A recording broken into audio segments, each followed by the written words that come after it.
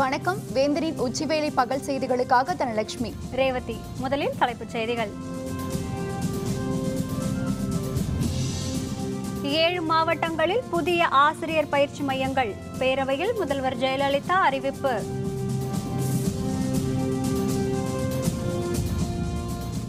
உலக முதலீட்டாளர் மாநாட்டுக்காக ஜெயலலிதாவுக்கு பாராட்டு தீர்மானம். கண்டனம் தெரிவித்து திமுக வெளிநடப்பு.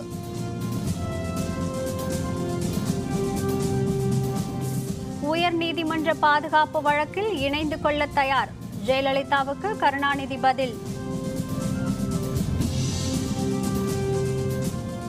நாளை தியாக திருநாள் பக்ரீத் கொண்டாட்டம். ஜெயலலிதா, டாக்டர் பாரிவேந்தர் உள்பட தலைவர்கள் வாழ்த்து. பெரம்பலூர், கோவை உள்ளிட்ட மாவட்டங்களில் 7 புதிய ஆசிரியர் பயிற்சி மையங்கள் அமைக்கப்படும் என பேரவையில் முதல்வர் ஜெயலலிதா அறிவித்துள்ளார். பேரவையில் விதி எண் 110 கீழ் முதல்வர் ஜெயலலிதா சில அறிவிப்புகளை வெளியிட்டார். அதன்படி இந்த ஆண்டு தமிழகத்தில் உள்ள 5 தொடக்கப் பள்ளிகள் நடுநிலைப் பள்ளிகளாக தரம் உயர்த்தப்படும் என்றும், நடுநிலைப் பள்ளிகளில் 15 புதிய ஆசிரியர்கள் நியமிக்கப்படுவார்கள் என்றும் அவர் அறிவித்தார். மேலும் பெரம்பலூர், கோவை உள்ளிட்ட மாவட்டங்களில் புதிய ஆசிரியர் பயிற்சி மையங்கள் அமைக்கப்படும் என்றும் அவர் தெரிவித்தார். ஆதி திராவிடர் மற்றும் பழங்குடியினர் அதிகம் உள்ள இந்த 7 மாவட்டங்களில் புதிய ஒன்றிய ஆசிரியர் கல்வி மற்றும் பயிற்சி நிறுவனங்கள், block institute for teacher education and training BITEs தொடங்கப்படும் என்பதை மகிழ்ச்சியுடன் தெரிவித்துக் கொள்கிறேன். மேலும் 1004 திருக்கோயில்களில் குடமுழுக்கு நடத்த கோயிலுக்கு தலா 50,000 வீதம் 5 கோடியே 2 லட்சம் ரூபாய் ஒதுக்கப்படும் என்றும் முதல்வர் ஜெயலலிதா அறிவித்தார். இவ்வாண்டும் ஆகம விதிப்படி 1004 திருக்கோயில்களில் திருப்பணி செய்து கும்பாபிஷேகம் செய்யப்படும் என்பதை மகிழ்ச்சியுடன் தெரிவித்துக் கொள்கிறேன்.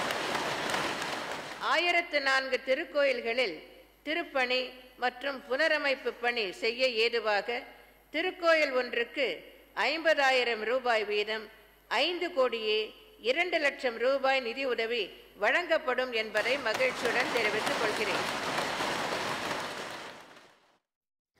சென்னையில் உலக முதலீட்டாளர் மாநாட்டை வெற்றிகரமாக நடத்திய முதல்வர் ஜெயலலிதாவிற்கு நன்றி தெரிவித்து நிதியமைச்சர் ஓ பன்னீர்செல்வம் தனிநபர் தீர்மானம் கொண்டு வந்தார். இதற்கு எதிர்ப்பு தெரிவித்து திமுக உறுப்பினர்கள் அவையிலிருந்து வெளிநடப்பு செய்தனர். இதேபோல் தீர்மானத்துக்கு எதிர்ப்பு தெரிவித்து காங்கிரஸ், பாட்டாளி மக்கள் கட்சி, புதிய தமிழகம் கட்சியினரும் அவையிலிருந்து வெளிநடப்பு செய்தனர். இது பற்றிய விரிவான தகவல்களை தருகிறார் நமது முதுநிலை செய்தியாளர் க. சையது. தமிழக சட்டப்பேரவையில் இன்று நீதி நிர்வாகம், சிறைச்சாலை, சட்டத்துறை, மக்கள் நல்வாழ்வு மற்றும் குடும்ப நலத்துறை ஆகிய மானிய கோரிக்கைகள் மீதான விவாதம் நடைபெற இருக்கிறது. அதற்கு முன்னதாக கேள்வி நேரம் முடிந்த பின்னர் தமிழக முதல்வர் ஜெயலலிதா 110 விதிகளில் அறிக்கை அளித்தார். அதனைத் தொடர்ந்து ஒரு தனி தீர்மானம் ஒன்றினை அவை முன்னவரான ஓ பன்னீர்செல்வம் முன்மொழிந்தார். அதாவது கடந்த 9 மற்றும் 10ஆம் தேதிகளில் சர்வதேச முதலீட்டாளர்கள் சந்திப்பின் மூலமாக தமிழக முதல்வர் ஜெயலலிதா 2,40,000 கோடிக்கு மேல் முதலீடுகளை ஈர்த்ததற்காக நன்றி தெரிவிக்கும் இந்த தனி தீர்மானத்தை முன்மொழிந்தார். அவ்வாறு அவர் முன்மொழிந்து பேசும்போது குறிப்பாக 2011ஆம் ஆண்டிலேயே இந்த முதலீட்டாளர் மாநாட்டை நடத்தியிருக்க வேண்டும் என்று எதிர்க்கட்சிகள் கூறுவது தவறானது என்றும், அந்த 2011ஆம் ஆண்டிலே மின் பற்றாக்குறை இருந்ததாகவும், அதேபோல உள்கட்டமைப்பு வசதிகள் மேம்பாடு செய்வதற்கு சிறிது காலம் ஏற்பட்ட நிலையிலே தற்போது நடத்தப்பட்டிருப்பதாக விளக்கம் அளித்தார்.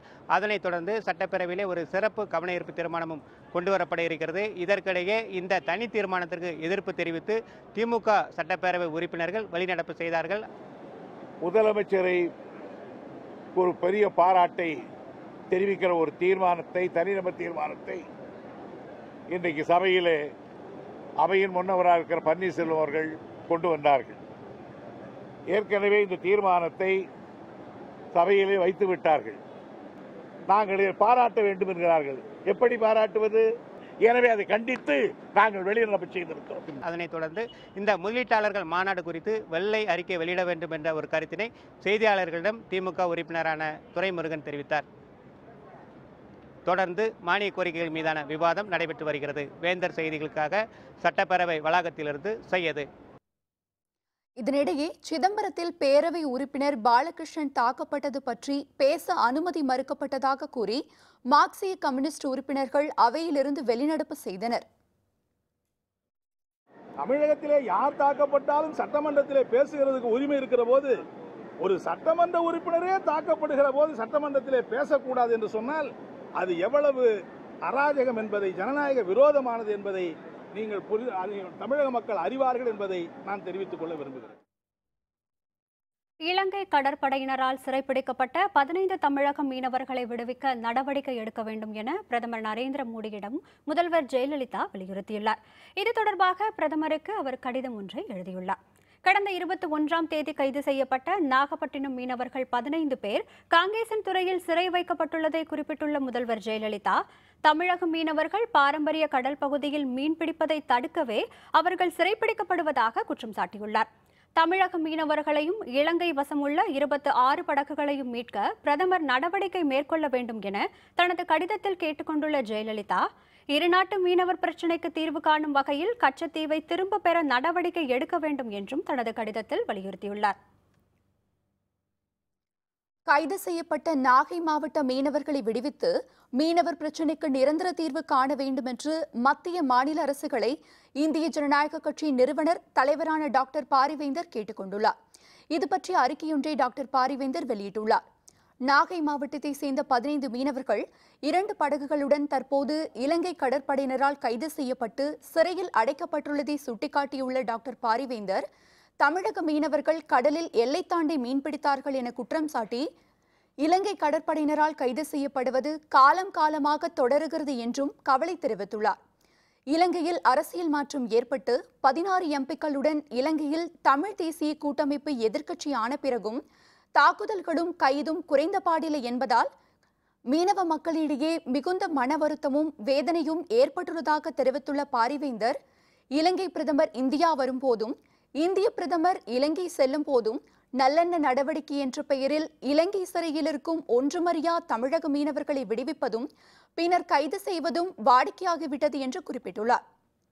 இதுபோன்ற போலியான பேச்சுவார்த்தைகளை தவிர்த்து எதிர்காலத்தில் தமிழக மீனவர்கள் அச்சமின்றி கடலில் மீன்பிடிக்கவும் மீனவர்கள் பிரச்சினைக்கு நிரந்தர தீர்வு ஏற்படுத்தவும் இரு நாடுகளின் வெளியுறவுத்துறை மற்றும் மீனவ பிரதிநிதிகள் முன்னிலையில் கடலில் எல்லைகள் வகுத்து ஒரு நிரந்தர ஒப்பந்தமிட்டு மீனவர்கள் வாழ்க்கையில் பாதுகாப்பை ஏற்படுத்த மத்திய மாநில அரசுகள் வழிவகை செய்ய வேண்டும் என்றும் டாக்டர் பாரிவேந்தர் கேட்டுக் கொண்டுள்ளார்.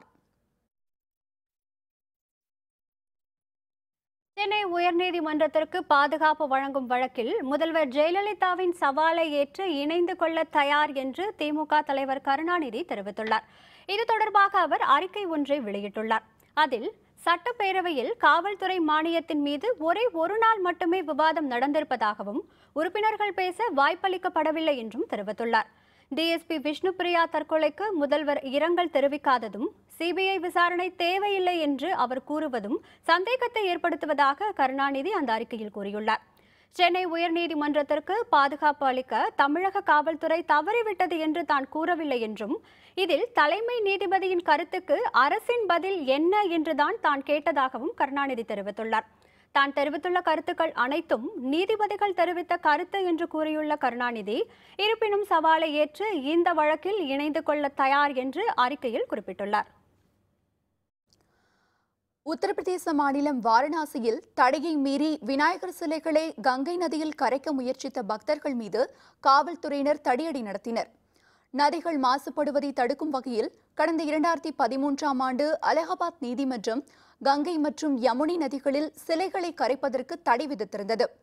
கடந்த 3 ஆண்டுகளில் நீதிமன்றம் அந்த தடையை பலமுறை புதுப்பித்துள்ளது. எனினும் தடையை மீறி விநாயகர் சிலைகளை கங்கையில் கரைக்க முயன்றவர்கள் மீது காவல்துறையினர் தடுத்தனர். இதற்கு பக்தர்கள் எதிர்ப்பு தெரிவித்ததால் அவர்கள் மீது காவல்துறையினர் தடியடி நடத்தினர். இதனால் அப்பகுதியில் பதற்றம் ஏற்பட்டது. இதனையடுத்து அப்பகுதியில் ஏராளமான காவல்துறையினர் குவிக்கப்பட்டுள்ளனர்.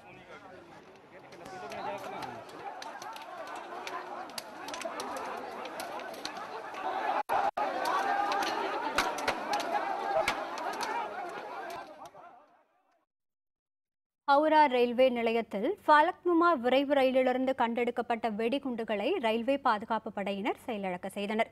மேற்கு வங்கத்தில் உள்ள ஹவுரா ரயில் நிலையத்தில் ஃபலக்னுமா விரைவு ரயிலில் இருந்த உரிமை கோரப்படாத 2 மூட்டைகளை கண்டு அச்சமுற்ற பயணிகள் ரயில்வே பாதுகாப்பு படைக்கு தகவல் தந்தனர். இதையடுத்து ஹவுரா ரயில் நிலையத்திற்கு விரைந்து வந்த பாதுகாப்பு படையினர் ஆய்வு செய்ததில் மூட்டையில் வெடிகுண்டு இருந்தது கண்டுபிடிக்கப்பட்டது.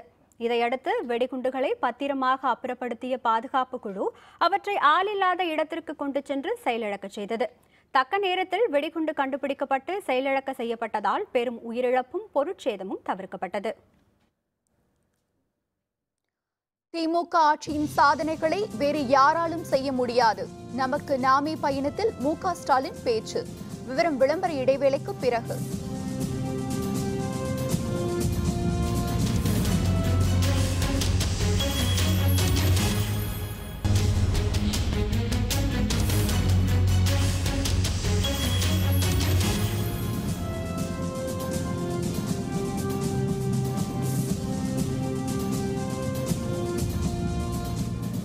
செய்திகள் தொடர்கின்றன. தியாகத்தை போற்றும் புனித திருநாளாம் பக்ரீத் திருநாளை இறையுணர்வுடன் கொண்டாடி மகிழும் இஸ்லாமிய பெருமக்கள் அனைவருக்கும் முதல்வர் ஜெயலலிதா வாழ்த்துக்களை தெரிவித்துக் கொண்டுள்ளார். இது தொடர்பாக அவர் வெளியிட்டுள்ள வாழ்த்துச் செய்தியில், இறைவனின் கட்டளை ஏற்று தனது ஒரே மகனை தியாகம் செய்ய முன்வந்த இறை தூதர் இப்ராஹிம் அவர்களின் ஈடு இணையற்ற தியாகத்தை நினைவுகூரும் தினமே பக்ரீத் என்று தெரிவித்துள்ள முதல்வர், இறைவனின் விருப்பத்திற்கு கீழ்ப்படிந்து வாழ்வதே சிறந்த வாழ்க்கை நெறி என்று உலகிற்கு பறைசாற்றும் பொன்னாள் என குறிப்பிட்டுள்ளார். சிந்தனையிலும் நடத்தையிலும் தூய்மை உடையவராக இருங்கள் என்ற நபிகள் நாயகம் அவர்களின் போதனைகளை மக்கள் அனைவரும் மனதில் நிறுத்தி வாழ்ந்தால் உலகில் அமைதி நிலவி வளம் பெருகும் என முதல்வர் தெரிவித்துள்ளார். உலகில் அன்பும் அமைதியும் தழைத்தோங்கிடும் வகையில் இஸ்லாமிய பெருமக்களுக்கு பக்ரீத் திருநாள் நல்வாழ்த்துக்களை தெரிவித்துக் கொள்வதாக முதல்வர் தனது வாழ்த்துச் செய்தியில் கூறியுள்ளார். பக்ரீத் திருநாளில் மத நல்லிணக்கமும் மனித நேயமும் தழைத்தோங்க வாழ்த்துவதாக இந்திய ஜனநாயக கட்சியின் நிறுவனர் தலைவரான டாக்டர் பாரிவேந்தர் தெரிவித்துள்ளார். பக்ரீத் திருநாளையொட்டி வாழ்த்து செய்தி ஒன்றை டாக்டர் பாரிவேந்தர் வெளியிட்டுள்ளார். தான் பெற்ற ஒரே மகனான இஸ்மாயிலை தியாகம் செய்ய துணிந்த இறை தூதர் இப்ராஹிம் அவர்களின் புனிதமும் அர்ப்பணிப்பும் ஒருங்கே கலந்த வாழ்வை எண்ணி தியாகத்தின் மேன்மையை போற்றும் நல்லதொரு நாள் பக்ரீத் என தெரிவித்துள்ள டாக்டர் பாரிவேந்தர், புனிதம் மிகுந்த இந்த தியாக திருநாளில் அனைவரிடமும் சகோதரத்துவத்தை பேணி பசித்தோருக்கு உணவளித்து அன்பு, கருணை, ஈகை ஆகிய நற்பண்புகள் மனதில் செழித்தோங்க வேண்டும் என கூறியுள்ளார். இறை தூதர் காட்டிய வழியில் மத நல்லிணக்கமும் மனித நேயமும் தழைத்தோங்கி நாட்டை வளர்ச்சி பாதையில் அழைத்துச் செல்ல அனைவரும் பாடுபட வேண்டும் என கூறி இஸ்லாமிய பெருமக்கள் அனைவருக்கும் தனது வாழ்த்துக்களை தெரிவித்துக் கொள்வதாக டாக்டர் பாரிவேந்தர் குறிப்பிட்டுள்ளார். தியாக திருநாள் என்று கூறப்படும் பக்ரீத் திருநாளை கொண்டாடும் இஸ்லாமிய சமுதாய மக்களுக்கு தேமுதிக சார்பில் வாழ்த்துக்களை தெரிவித்துக் கொள்வதாக அக்கட்சியின் தலைவர் விஜயகாந்த் குறிப்பிட்டுள்ளார். இது தொடர்பாக அவர் வாழ்த்துச் செய்தியொன்றை வெளியிட்டுள்ளார். ஏழை பணக்காரன் என்கிற எவ்வித பாகுபாடும் இல்லாமல் தியாகத்தையும் ஈகையையும் போற்றுகின்ற வகையில் இந்த நாள் கொண்டாடப்படுவதாக தெரிவித்துள்ள விஜயகாந்த், ஒரே குலம் ஒரே கடவுள் என்ற உன்னத நோக்கம் கொண்ட இஸ்லாமிய மார்க்கம் சமூக ஒற்றுமையை மக்களிடையே உருவாக்கும் சிறந்த மார்க்கம் என்று குறிப்பிட்டுள்ளார். உலகெங்கும் வாழும் இஸ்லாமிய மக்கள் தியாகத்தை போற்றிடும் வகையில் கொண்டாடும் தியாக பெருநாளில் அவர்களுக்கு வாழ்த்துக்களை தெரிவித்துக் கொள்வதாக மதிமுக பொதுச் செயலர் வைகோ கூறியுள்ளார். இது தொடர்பாக அவர் வாழ்த்து செய்தி ஒன்றை வெளியிட்டுள்ளார். ஏற்றுக்கொண்ட கொள்கைக்காக இறைவனுக்காக தியாகத்தை செய்வதன் மூலம் அவனது நெருக்கத்தை பெற்றிட முடியும் என தியாக திருநாள் வலியுறுத்துவதாக கூறியுள்ள வைகோ, இந்நாளில் தியாகத்தால் பிறந்து தியாகத்தால் வளர்ந்து தியாகத்தால் இயங்கி வரும் மறுமலர்ச்சி திராவிட முன்னேற்ற கழகம் சார்பில் நெஞ்சார்ந்த தியாக பெருநாள் நல்வாழ்த்துக்களை தெரிவித்துக் கொள்வதாக குறிப்பிட்டுள்ளார். திமுக ஆட்சி காலத்தில் செய்யப்பட்ட சாதனைகளை வேறு எந்த ஆட்சியாலும் மிஞ்ச முடியாது என அக்கட்சியின் பொருளாளர் மு.க. ஸ்டாலின் தெரிவித்துள்ளார். நமக்கு நாமே விடியல் மீட்பு என்ற பெயரில் மாநிலம் முழுவதும் சுற்றுப்பயணம் மேற்கொண்டுள்ள ஸ்டாலின், 4வது நாளான இன்று தூத்துக்குடி மாவட்டம் ஸ்ரீவைகுண்டம் அருகே தனது பயணத்தை தொடங்கினார். பொன்னன்குறிச்சியில் விவசாயிகளுடன் கலந்துரையாடிய ஸ்டாலின் தான் பயணம் செய்யும் ஒவ்வொரு தொகுதியிலும் மக்களின் பிரச்சினைகளை கேட்டறிவதாக தெரிவித்தார். அப்போது விவசாயிகள் தூர்வாரும் பணியில் முறைகேடுகள், தாமிரபரணி நீர்ப்பாசனம் போன்ற தங்கள் பகுதி பிரச்சினைகளை மனுவாக எழுதி ஸ்டாலினிடம் கொடுத்தனர். பின்னர் ஸ்டாலின் செய்தியாளர்கள் மத்தியில் பேசினார்.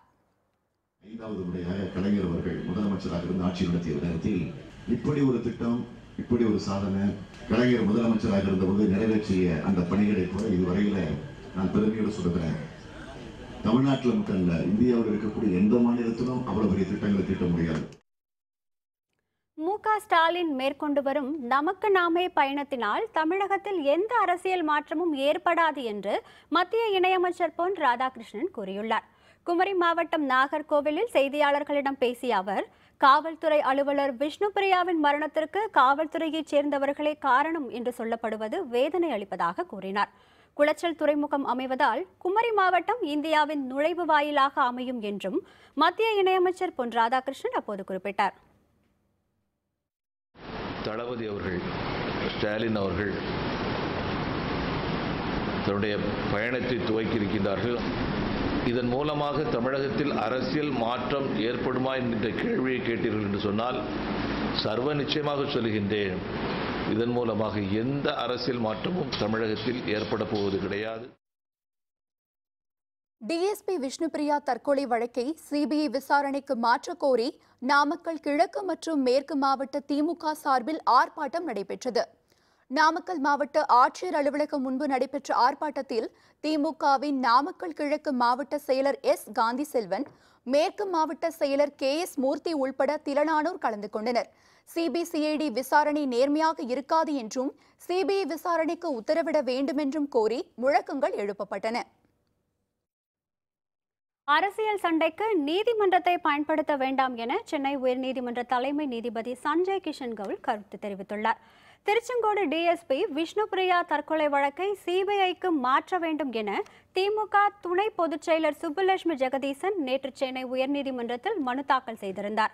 அந்த மனு இன்று விசாரணைக்கு வந்தபோது அதனை விசாரிக்க மறுத்த தலைமை நீதிபதி எஸ்.கே. கவுல் நீதிமன்றத்தை அரசியல் போர்க்களத்திற்கு பயன்படுத்த வேண்டாம் என்று கருத்து தெரிவித்தார். மேலும் பாதிக்கப்பட்டவர்கள் மனு தாக்கல் செய்திருந்தால் பரிசீலனை செய்யலாம் என்று தெரிவித்த நீதிபதி மனுவை விசாரிக்க மறுத்துவிட்டார். இதையடுத்து மனுவை சுப்புலட்சுமி ஜெகதீசன் திரும்ப பெற்றார். திருநெல்வேலி அருகே வங்கிக் கடனை திருப்பி செலுத்தாத 2 தனியார் நூற்பாலைகளை வருவாய்த்துறையினர் சீல் வைத்தனர். திருநெல்வேலி சங்கர் நகர் அருகே தனியாருக்கு சொந்தமான 2 நூற்பாலைகள் உள்ளன. இவற்றில் 500க்கும் மேற்பட்ட ஊழியர்கள் பணியாற்றி வருகின்றனர். ஆலை விரிவாக்க பணிகளுக்காக 3 வங்கிகளில் சுமார் 52 கோடி ரூபாய் கடன் வாங்கிய நிர்வாகம் அதனை திருப்பிச் செலுத்தவில்லை. இது பற்றி நிர்வாகத்திற்கு முறையாக நோட்டீஸ் அனுப்பப்பட்டது. இந்த நிலையில் மாவட்ட ஆட்சியர் கருணாகரன் உத்தரவின் பேரில் கோட்டாட்சியர் பெர்மி வித்யா தலைமையிலான வருவாய்த்துறையினர் ஆலைகளுக்கு இன்று சீல் வைத்தனர். as per SARFAESI act possession orders pass பண்ணியிருக்காங்க. ஸோ இந்த மில் இன்னைக்கு பொசஷன் எடுத்து property entire property based on survey numbers possession எடுத்து எஸ்பிஐ பேங்க்குக்கு பொசஷன் ஹேண்ட் ஓவர் பண்ணியாச்சு. இதனிடையே ஊழியர்களின் நலனை கருத்தில் கொண்டு நூற்பாலைகளை திறக்க அரசு நடவடிக்கை எடுக்க வேண்டும் என்று கோரிக்கை விடுக்கப்பட்டுள்ளது. வேலை பார்த்த தொழிலாளி அப்படியே வெளியேற்றி சப்தி நடைகளில் ஈடுபட்டிருக்காங்க.